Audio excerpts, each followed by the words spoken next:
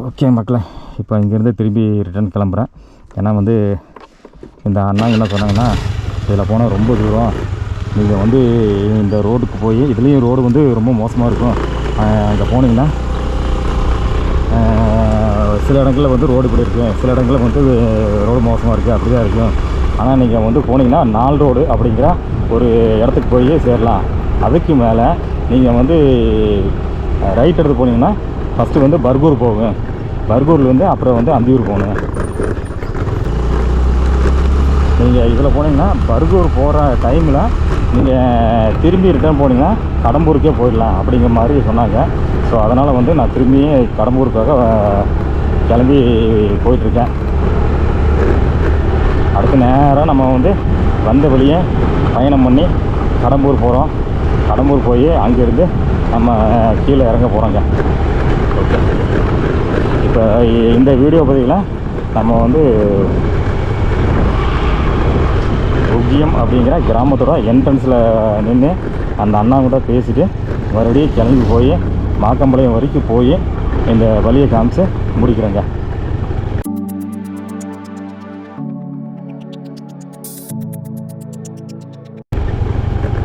தமிழ்நாட்டிலேருந்து கர்நாடகா பார்டருக்குள்ளே போய் கர்நாடகா ஸ்டேட்டுக்குள்ளே போய் மறுபடியும் தமிழ்நாட்டுக்குள்ளே இப்போ வந்து உள்ளே வந்துட்டேங்க.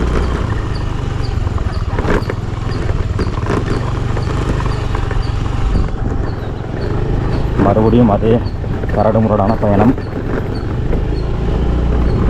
இதில் போய் கடம்பூரில் போய் நம்ம வண்டிக்கு பெட்ரோல் அடிச்சுட்டு அப்படியே நேராக கீழே இறங்கலாம். கடம்பூர் வரைக்கும் போகிற வழி தான் பயங்கரமாக இருக்குது. இப்படியே தான் போகலாம், ஒன்றும் பிரச்சனை இல்லை. டைம் கரெக்டாக வந்து இப்போ 3:55 4ன்னு வச்சுக்கலாம். இப்படியே மெல்லமாக போனால் கூட 6 மணிக்கு நம்ம கடம்பூர் போயிடலாங்க. திருட்டுருக்குலாம் கடம்பூர் போயிடலாம். அப்புறம் அதுக்கு மேலே வந்து அப்படியே மெல்லமாக இறங்கிடலாம், ஒன்றும் ப்ராப்ளம் இல்லை.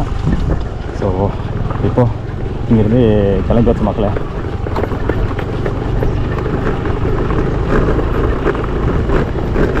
அதில் வந்து ரோடு நல்லா இருந்துச்சுன்னா அப்படியே போகலாம். ஆனால் அந்த மக்கள் அந்த அண்ணா என்ன சொன்னாங்கன்னா, ரோடு வந்து அங்கங்கே நல்லா இருக்குது, அங்கங்கே மோசமாக இருக்குது அப்படின்னு சொன்னாங்க. நல்லா ஒரே ரோடுனா ஒன்றும் பிரச்சனை இல்லை. கார் ரோடாக இருந்துச்சுன்னா லாங்காக இருந்தாலும் பரவாயில்ல, அப்படியே போகலான்னு பார்த்தேன். இப்போ பரவாயில்ல, மறுபடியும் ஒரு அட்வென்ச்சர் ட்ரிப்லேயே போகணும்னு சொல்லி நம்ம பிளான் பண்ணி திரும்பி கிளம்பியாச்சு. அட்வென்ச்சர் ட்ரிப்பு தான் நம்மளுக்கு வந்து செட் ஆகும்.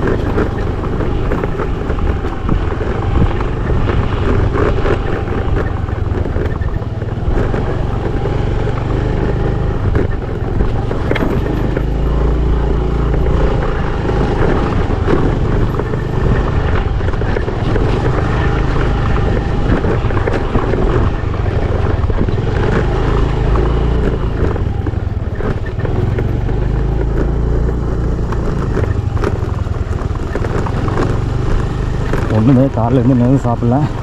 காலையில் வந்து ஒரு டம்ளர் பால், கொஞ்சம் ப்ரெட்டு சாப்பிட்டு வந்தேன். அதுக்கு பின்னாடி எதுவுமே சாப்பிடல. இந்த தண்ணி மட்டும் 2 இடத்துல குடித்தேன். மதியானம் சாப்பாடு இது வரைக்கும் சாப்பிடல, ஏன்னா 4 மணி ஆச்சு. இன்னும் எதுவும் சாப்பிடல. கடம்பூர் போய் தான் நம்ம ஏதாவது சாப்பிடணும். அட்லீஸ்ட் சந்தில் எங்கேயாவது டீ காஃபியாவது சாப்பிட்லான்னு பார்த்தா அது கூட கடைகள் இருக்கான்னு தெரியாது.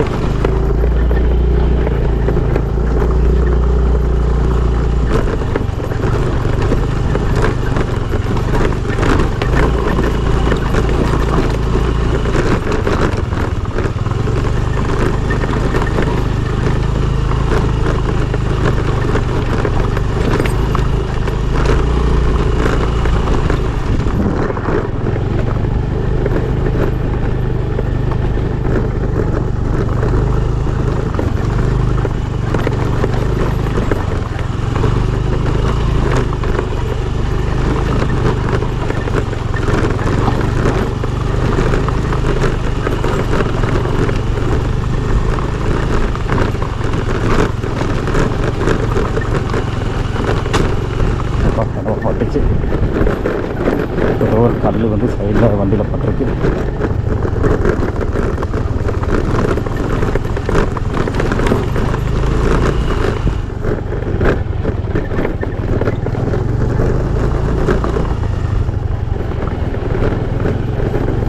ஆனால் இந்த ரோடு இருக்கிறதுலே மோசம் தான்.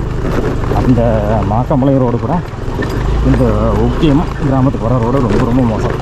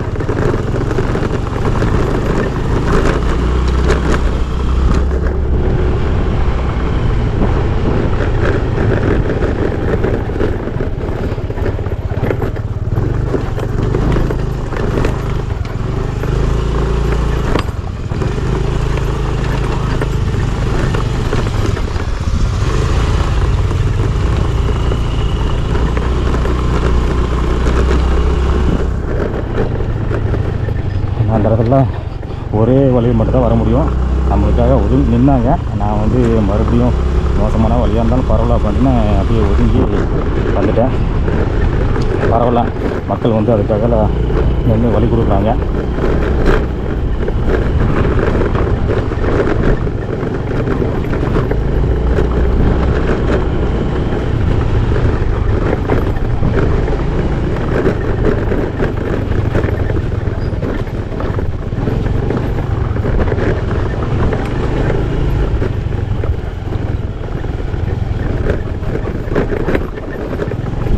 ஆனால் இவங்களாம் டெய்லி வந்து வேலைக்கெல்லாம் போயிட்டு வரதெல்லாம் முடியாத ஒரு காரியம். ஏன்னா இங்கே இருக்கிற மக்கள் வந்து விவசாயம் தான் பண்ணியே ஆகணும், வேறு வழியில். அடுத்த ஜென்ரேஷன் எப்படி வரோம்னா படிக்கிறதுக்காக போகணுன்னா கண்டிப்பாக ஹாஸ்டலில் இருந்து படித்தாகணும், வேறு வழியே இல்லை.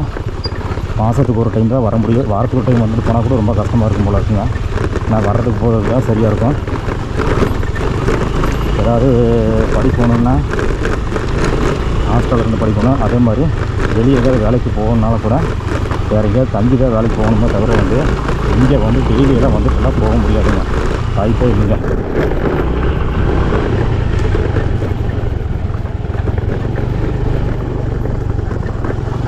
நம்மளாம் ஒரு நாளைக்கு 50 கிலோமீட்டர் 100 கிலோமீட்டர் கூட ட்ராவல் பண்ணி வேலைக்கெலாம் போயிட்டு வரவங்களாம் இருக்கும். பட் இவங்கெல்லாம் அப்படி போயிட்டு வர முடியாதுங்க. இவங்கெல்லாம் தங்கி தான் வேலை செஞ்சாகணும். இல்லைன்னா ஊரில் அவங்க தோட்டத்தில் விவசாயம் பண்ணி தான் வாழ்ந்தாகணுங்க, வேறு வழியே இல்லைங்க. இதுதாங்க ஒரே ஒரு ஆப்ஷன் அவங்களுக்கு.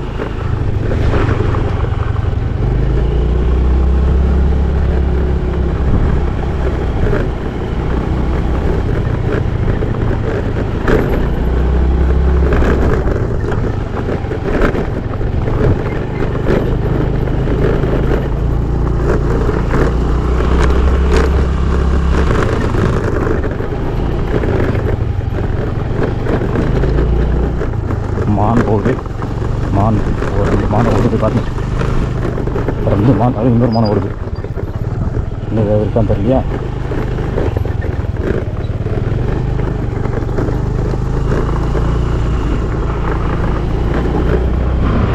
மூணு மான் ஓடுச்சுங்க.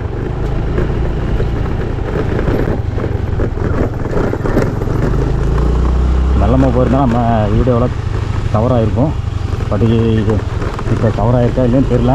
நான் போய் வீடியோவை ப்ளே பண்ணி பார்த்தா தான் தெரியும்.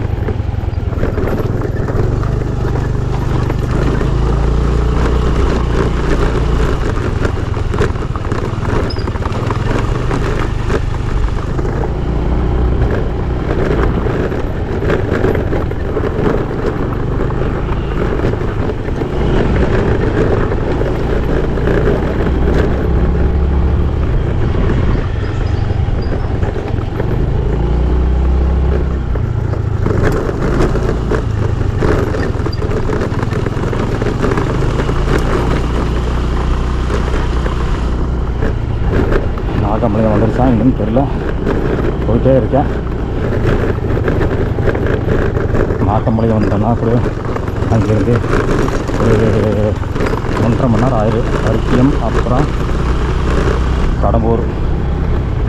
கடம்பூர் போய் சேர்றதுக்கு ஒரு 1.5 மணி நேரம் ஆயிடும்.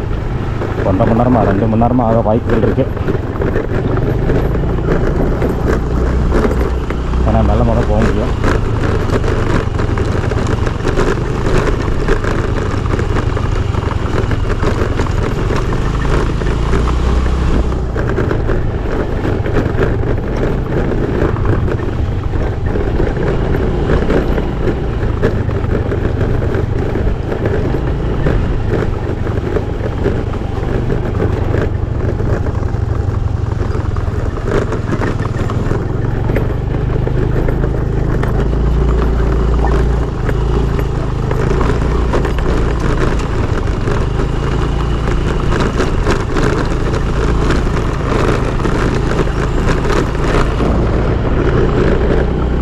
ஜல்லிபாளையம் உக்கியம் அப்படிங்கிற 2 கிராமம் இருக்குன்னு சொல்லி சொன்னாங்க.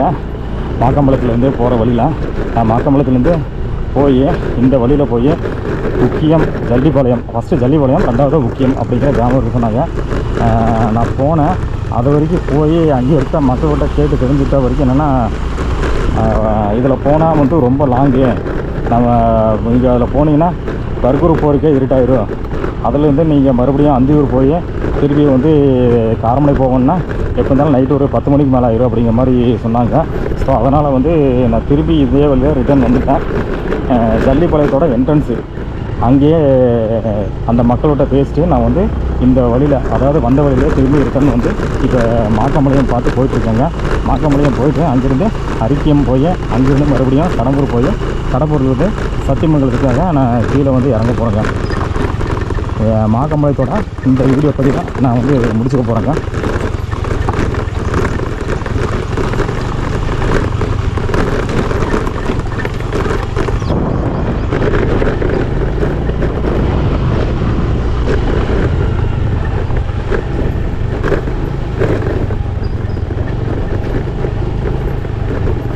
நிஜமாக மாக்கம்பாளையத்துக்கு பக்கத்தில் நம்ம வந்துவிட்டோம்.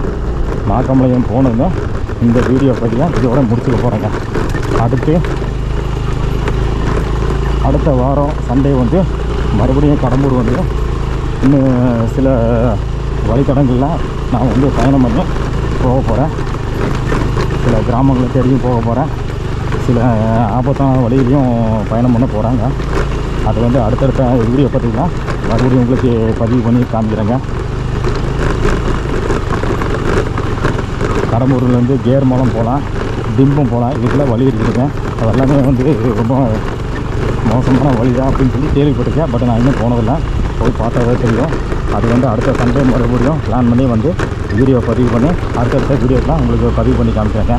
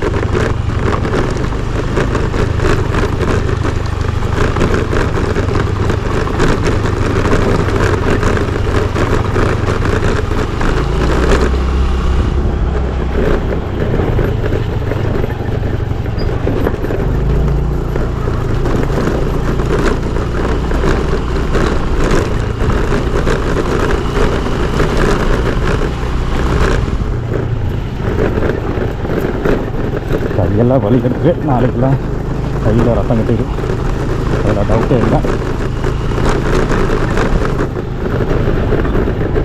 ஆனால் இந்த வழியில் இந்த மக்கள் வந்து டெய்லி பயணம் பண்ணுறாங்க பைக்கில். அவங்களுக்கெல்லாம் வந்து கை டெய்லி ரத்தம் கட்டி கையில் வந்து ரொம்ப நரம்பெல்லாம் வெளியே புடச்சி அந்தளவுக்கு ரொம்ப எக்ஸசைஸ் பண்ண மாதிரி ஒரு ஃபீல் கிடைக்கும் அவங்களுக்கு.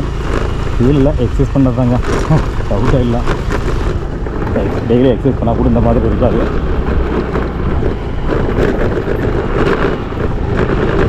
ஏன்னா இன்னுமா மாக்கம்பளையும் வரல. அப்பா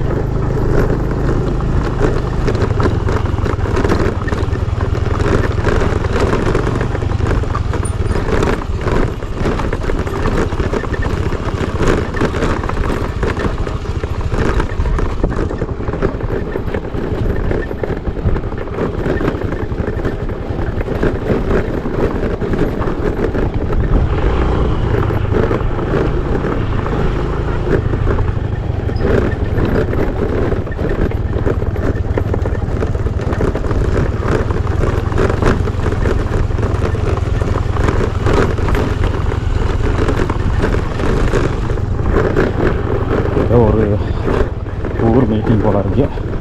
கரெக்டாக தெரியல. நம்ம போகும்போதும் பார்த்தோம், திரும்பி வந்து பார்த்தோம், இன்னும் மீட்டிங் முடியல போல இருக்கு.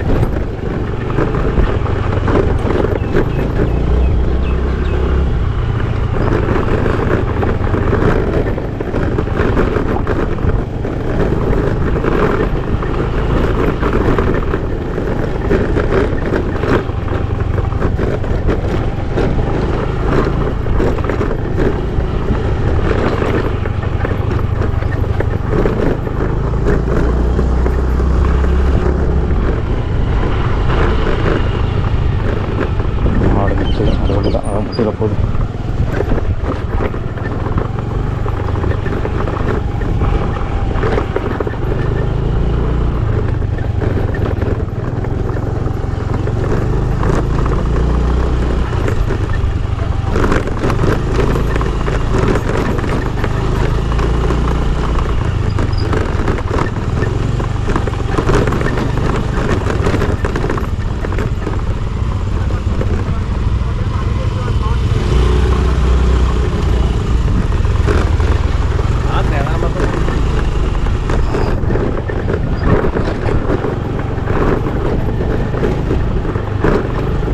இப்போ மாக்கம்பாளையம் மறுபடியும் வந்தாச்சுங்க.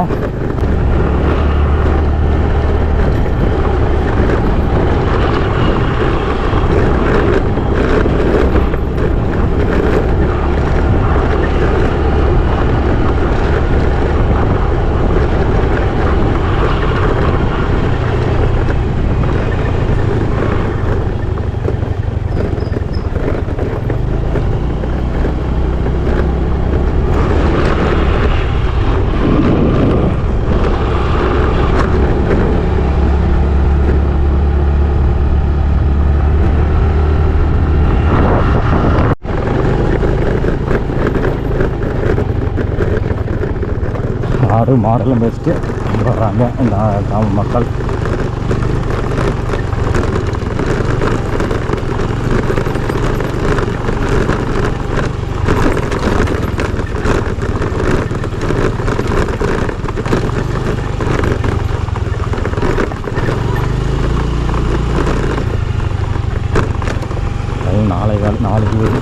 நாலு வீட்டு எல்லாம் ஆடுகளும் வீட்டுக்கு போயிட்டுருக்குது.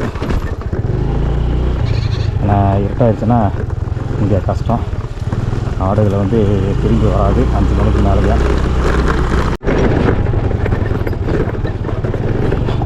முன்னாடி 2 பைக்கில் போகிறாங்க பார்த்தீங்களா, அவங்க வந்து மாக்கம்பாளையம் அப்படிங்கிற கிராமத்தில் இருந்தாங்க. அவங்க இந்த கிராமத்தில் வந்து அடிக்கடி வந்துட்டு போகிறதுனால இந்த வழியில் செல்ல செய்வதெல்லாம் போயிட்டாங்க. நான் ஓவர்டேக் பண்ணியே போயிட்டாங்க. நம்மளால் அவ்வளோ ஸ்பீடில் போக முடியல. பட் அவங்க வந்து வண்டியில் வந்துட்டு இருக்கும்போது கீழே நின்றுருந்தாங்க. கீழே வந்து நடந்து வந்துட்டுருந்தாங்க. வந்து மேலே வந்து பைக்கை எடுத்து திருப்பி வந்து என்னை ஓவர்டேக் பண்ணி இப்போ வந்து அங்கே போயிட்டுருக்காங்க. பட் நான் வந்தேன்னா இன்னும் மெல்லமாக உருட்டிகிட்ருக்கேன். ஏன்னா என்னால் அவ்வளோ ஸ்பீடாக இந்த வழியில் போக முடியல.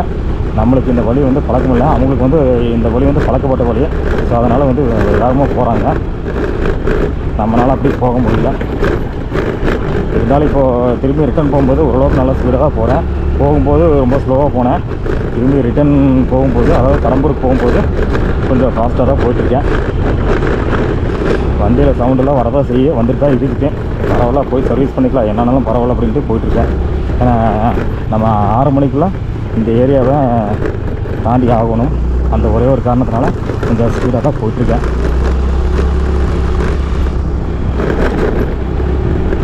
மாக்கம்பாளையத்துலேருந்து இப்போ வந்து அரிக்கியம் அப்படிங்கிற கிராமத்துக்கு பக்கத்தில் வந்தாச்சுங்க. இங்கே இருந்து அடுத்தது வந்து போனோம்னா கடம்பூர் தான்.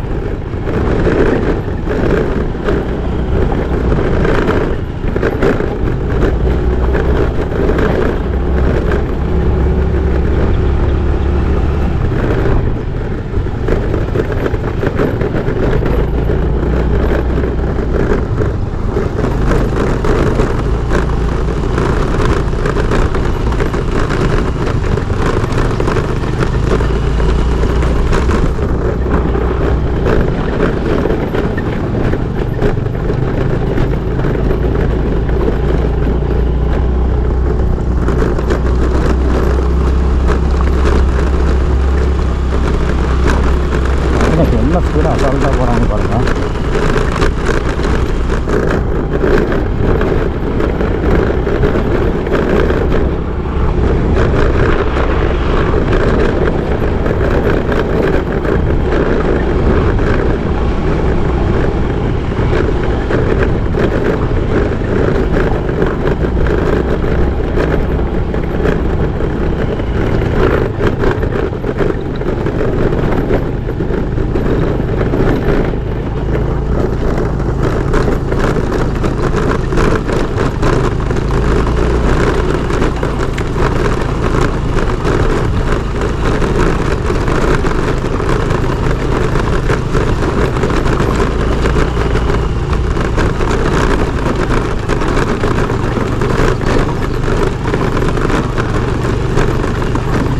என்னால் வேகமாக போக முடியல, ஸ்லோவாக போகிறேன்.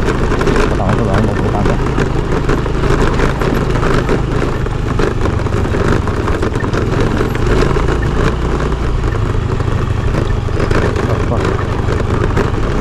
வழி தாங்க முடியல.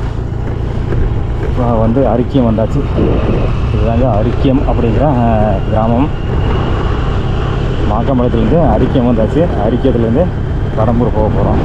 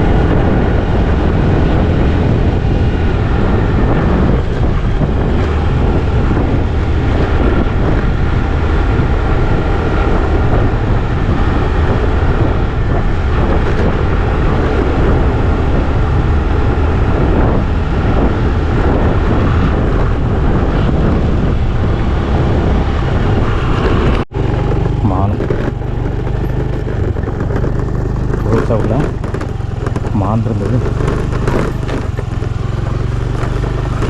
இல்லை போச்சு.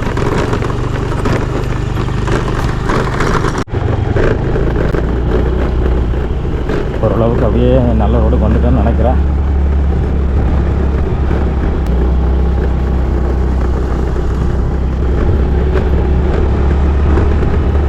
ரோடு ஓரளவுக்கு இருக்குங்களா?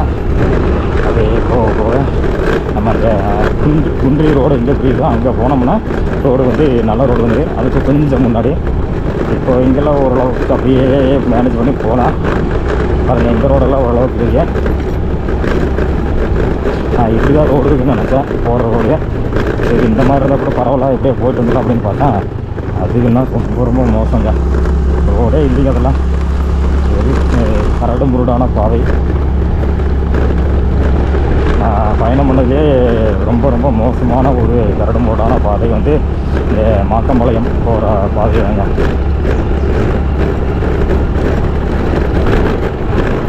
வண்டியில் பாருங்கள் எப்படி சவுண்டு கேட்கும் பாருங்கள். காரோடுக்கு வந்துட்டேன், காரோடுக்கு வந்து எப்படி சவுண்டு கேட்கும் பாருங்கள். இது ரொம்ப நைஸான காரோடு இல்லைன்னா ஒரு இடத்துல இருக்குது.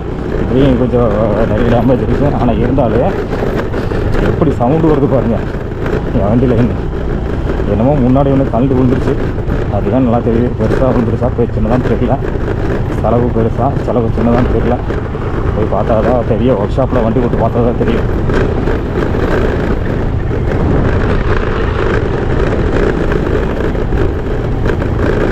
எப்படி சவுண்டு வருது பாருங்க.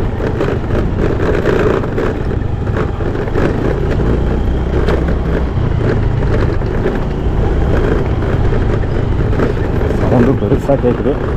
ஸோ அதனால் இது தெரியல என்ன ஒரு கல் விழுந்ததுன்னு. நல்ல ரோடு இருந்துச்சுன்னா இன்னும் காணும்.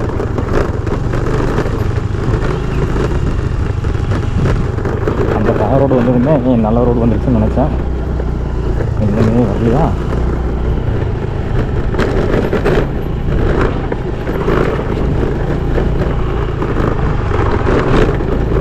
நல்லா நைஸாக ரோடு இருந்துச்சு.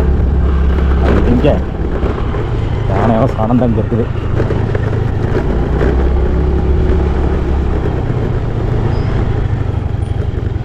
இன்னும் 7 கிலோமீட்டர் போகணும் கடம்பூருக்கு.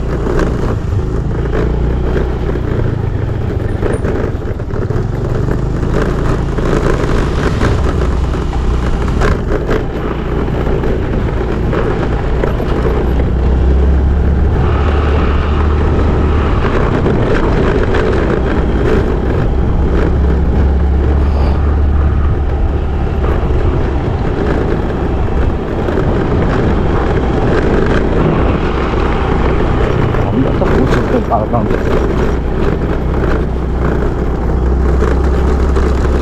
இங்கே இருந்தால் ரோடு நல்லா இருக்குன்னு நினைக்கிறேன். அங்கே ரோடு தெரியுது, அதுக்கு மேலே ரோடு நல்லா இருக்குன்னு நினைக்கிறேன்.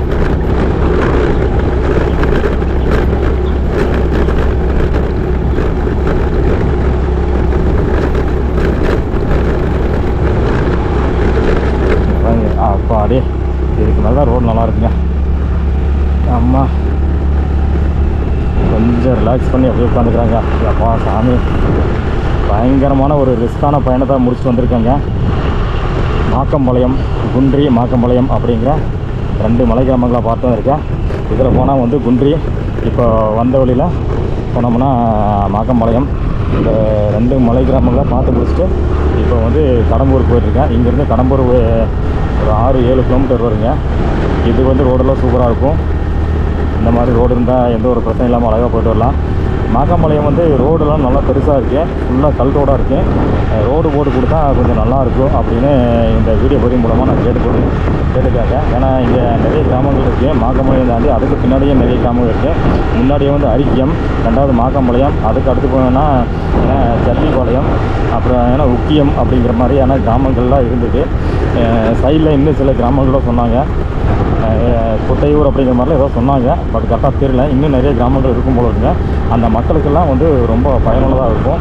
முடிஞ்ச அளவுக்கு ரோடு போட்டு கொடுத்தா கொஞ்சம் நல்லா இருக்குங்க. ஓகேங்க, அடுத்த வாரம் இதே பகுதியில் மறுபடியும் ஒரு பயணம் செஞ்சு இன்னும் சில வீடியோ பதிவுகள் பண்ணலான்னு சொல்லி பிளான் பண்ணியிருக்காங்க. அடுத்த ஒரு நல்ல வீடியோ பார்த்தீங்கன்னா மீண்டும் உங்களை சந்திக்கிறேங்க. அதுவரை உங்களிடமிருந்து விடைபெறுவது நான் உங்கள் ஜெயராஜ். நன்றி, வணக்கம்.